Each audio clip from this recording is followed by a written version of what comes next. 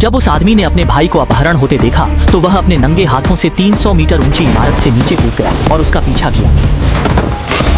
दूसरे पक्ष की कार को स्टार्ट होते देख क्राइवेन ने चीता की गति से पीछा करना शुरू कर दिया और जब अपहरणकर्ताओं ने पुलिस की गाड़ी चलाई तो वह कार से कम रह गया। अपहरणकर्ता जल्दी से तेज हो गया और उससे छुटकारा पाने की कोशिश कर यह देखकर क्राइवेन ने बिना किसी हिचकिचाहट के कांच तोड़ दिया और सीधे सड़क पर आ गया। अंत में दूसरी पार्टी को देखने के बाद वह एक पागल जंगली तेंदुए की तरह था। सीधे कार को बल के साथ हवा में धकेल रहा था, 360 डिग्री घूम रहा था और फर्श से गिर रहा था। लेकिन भले ही उसने अंत तक त्वरत पर कदम रखा, वह क्राइवेन से छुटकारा नहीं पा सका और कुछ घूंसे के बाद विंडशील्ड लगभग मार दिया गया था और अपहरणकर्ताओं ने उससे छुटकारा पाने के लिए स्टीयरिंग व्हील को आगे और पीछे तेज करना और हिलाना शुरू कर दिया। जड़ता का पहला कारण यह क्राइवेन ने उसकी कार पर कर लिया और छत पर चढ़ गया और उसने आखिरकार उस जमीन को देखा जहां वह पहले से ही बेहोश था। लेकिन कुछ घूंसे मारने के बाद उसे एहसास हुआ कि यह चीन में बना कांच था और इसलिए उसने अपना मन बदल लिया और साइड के दरवाजे से काटने की कोशिश की। उसने कार की खिड़की का सबसे कमजोर तनाव बिंदु पाया, अपने हाथ को टूटी हुई खिड़की के झंडे के रूप में इस्तेमाल किया, इसे हिंसक रूप से तोड़ दिया और फिर सीधे पूरी खिड़की की संरचना को तोड़ दिया। अंत में क्राइवेन से छुटकारा पाने में सफल रहे। वे हेलीकॉप्टर के किनारे आए, अपने भाई को गले लगाया और उसके पास गए, लेकिन उन्हें उम्मीद नहीं थी कि हेलीकॉप्टर ने अभी अभी उड़ान भरी। क्राइवेन पहले ही घटनास्थल पर पहुंच चुका था। उसने रस्सी को पकड़ लिया और उसे जोर से फेंक दी। हेलीकॉप्टर के पैर उलझ गए, भले ही उसे लगातार घसीटा गया। क्राइवेन ने अभी भी किसी भी वस्तु को पकड़ लिया जिसे रिले किया जा सकता था और हेलीकॉप्टर को नीचे खींचने की कोशिश की, लेकिन हेलीकॉप्टर की शक्ति वास्तव में काफी बड़ी थी। क्राइवेन केवल उसके साथ ही ऐसा कर सकता था। डाकू ने बंदूक बजाया, उसने एक स्टीम पाइप उठाया, लेकिन लेवल केवल चलाई वाले से रेत को चाक मार दिया। हेलीकॉप्टर बच नहीं पाया था, पर क्राइवेन ने उठकर उसकी रस्सी पकड़ ली। पानी पर या नीचे वह इसे पूरी तरह खेल सकता था। रस्सी पर चढ़कर लुटेरों को हरा सकता था। इस पल लुटेरों ने एक चाल चली। क्राइवेन को गाना मारा, पर वह खुद फंस गया।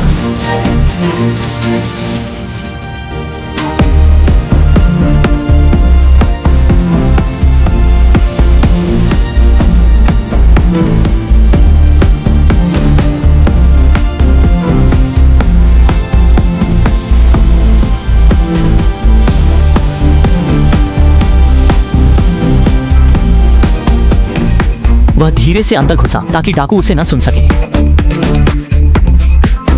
जब गार्ड बाहर गया, उसने जहरीला तीर चलाया और उसे गिरने से रोका। फिर उसने अंदर के गार्ड को भी मार दिया। गश्त करते 2 गार्डों से बचने के लिए क्राइवेन उनके पीछे छिप गया। यह देखकर लगा कि निर्देशक सच में प्रतिभाशाली है।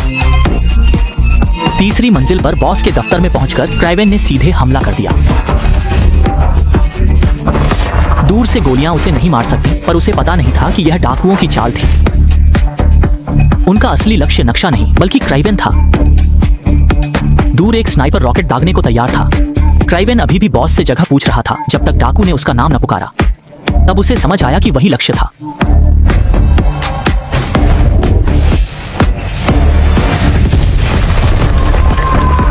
सौभाग्य से क्राइवेन ने तुरंत प्रतिक्रिया दी और डाकू के साथ चट्टान से कूदा। उसने पूछा कि पर्दे के पीछे कौन था। डाकू ने अंतिम सांस में बताया कि वह गैंडा था। इस समय क्राइवेन की कमजोरी गई थी और उसे जंगल में दबा दिया गया था। हत्यारा खुश था। शक्तिशाली क्राइवेन उनकी गोलियों से मर गया। खुशी से उन्होंने फोन निकाला, लेकिन अगले पल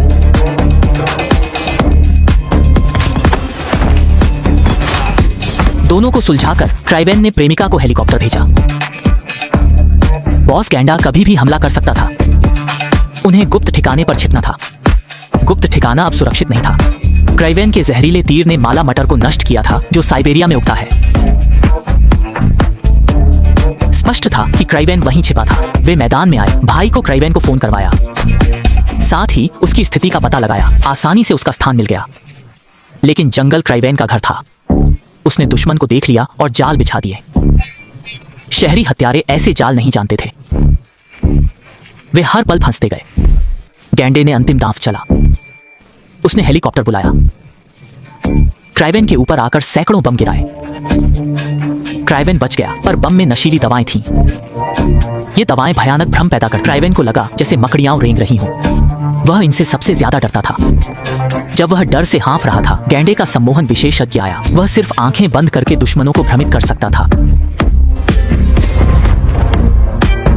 गैंडा लोग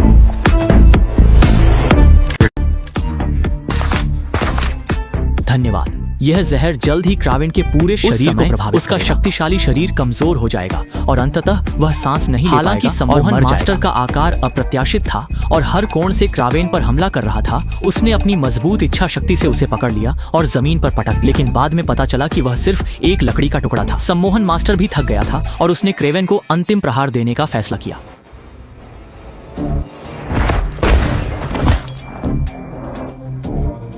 महत्वपूर्ण क्षण में उसकी प्रेमिका पहुंची और क्रावेन को बचाया। उसने वकांडा की जादुई चाबी निकाली और मिनटों में क्रावेन से विष हटा दिया। अब वह गैंडे से अंतिम बदला ले सकती थी। इस समय गैंडा सोच रहा था कि क्रेवेन खत्म हो गया है और धीरे धीरे अचानक तैयारी कर रहा धुआं देखा, जो एक उग्र बाइसन झुंड निकला। खतरा भांपकर उसने स्थिरता की दवा हटाई और गैंडे के रूप में बदल गया। झुंड ने कार से टक्कर मारी, जिससे सभी छोटे भाई उलट गए।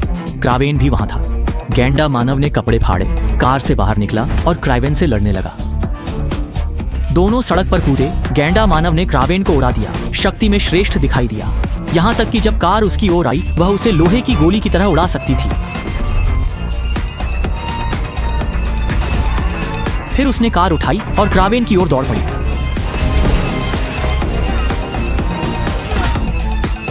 यह आदमी सच में अजेय था। मैं अपनी पूरी ताकत लगाकर भी उसकी त्वचा को छेद नहीं सका। गैंडा मानव ने शांति से चाकू निकाला और क्रावेन ने अपनी चपलता से जवाब देने का फैसला किया।